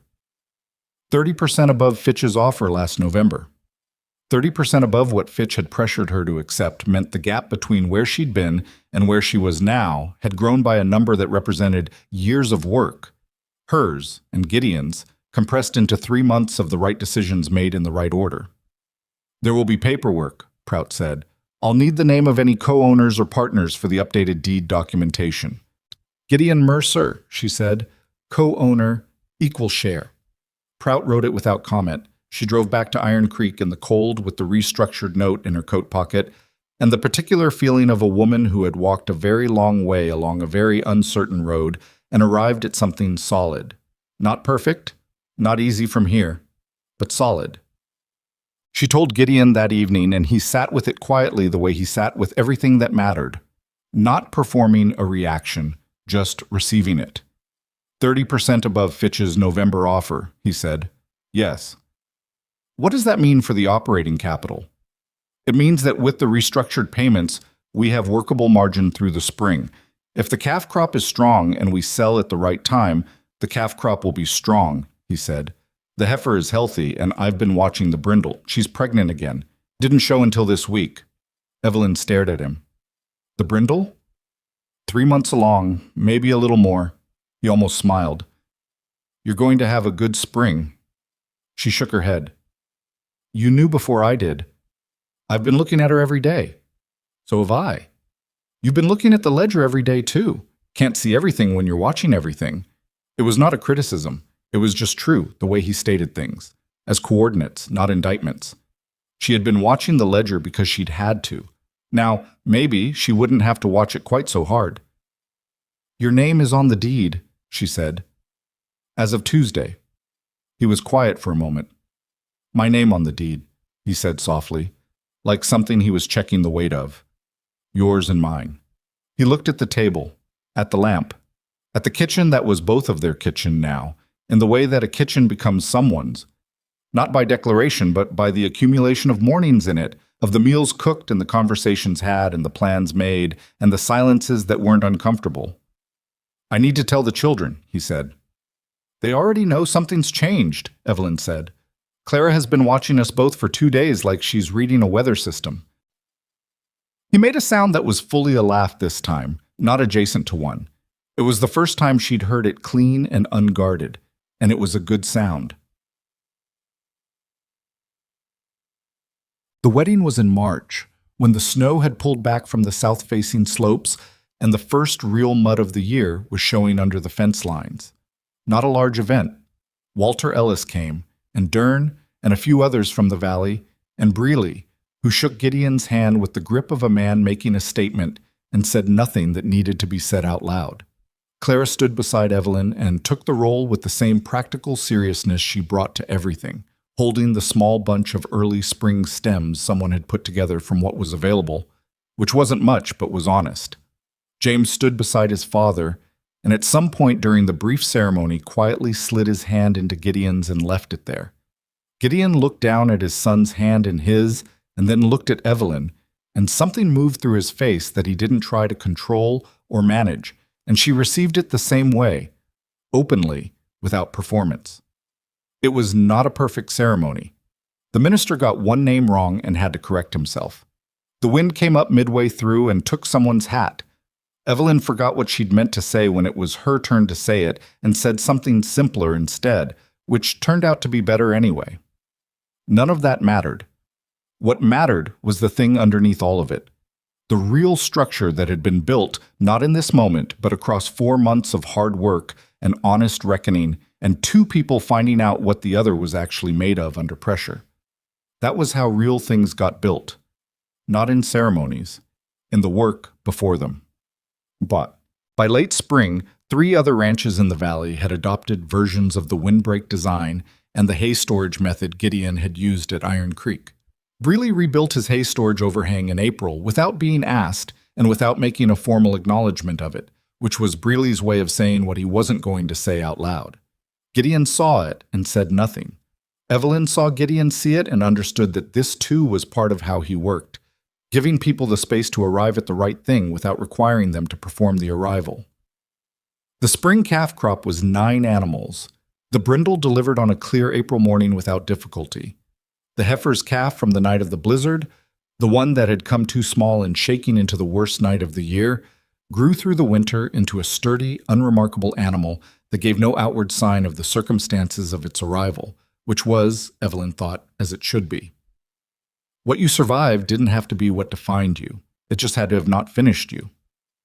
She thought about this on a May afternoon when she was sitting on the porch watching Gideon and James working the east fence line together. Not the boy watching the man work, both of them working, James handling the lighter end of the tasks with a focus that was entirely his father's. Clara was inside helping with something or other, or possibly managing something entirely on her own initiative, which was how Clara usually operated. This was what it looked like. Not a picture, not a story with a clean ending. A ranch in the mud of early spring with fences that needed mending, and a water system that was better than it had been, and a windbreak that stood the right shape against the sky and would need checking again before next winter, because that was how it was. The work didn't end, it just changed character. The desperate maintenance of survival becoming the patient maintenance of something worth keeping. She'd thought about this a lot in the months since the blizzard, about what it actually took to make something last. Not any single decision, not any one night of holding on, but the accumulated weight of small, correct choices made consistently over time, by people who were willing to keep making them even when they were tired and uncertain and carrying things they hadn't asked to carry. Gideon had walked through her gate with 2 children and a claim she had every reason not to believe. She had every reason not to believe it, and she had let him through the gate anyway, because she'd seen something in the way he stood there. Not confidence exactly, not arrogance, something more like clarity. A man who knew the difference between what he was promising and what he could deliver, and had made sure those 2 things were the same. Trust didn't build itself on nothing. She knew that now in a way she hadn't before. It built on watching what people did when the stakes were real and the options were hard and the outcome wasn't guaranteed. It built on rope held in the dark and calf delivered in a storm, and 3 posts driven into frozen ground before first light because the work needed doing and there was no one else to do it. It built on small things. Consistently. Over time. That was the whole lesson. She didn't know if she could have said it in November if someone had asked her. She'd been too close to the edge of everything to have perspective on any of it. But she could say it now, in the May afternoon with the mud drying in the yard and James's voice carrying across the fence line when he found something worth commenting on, which was often.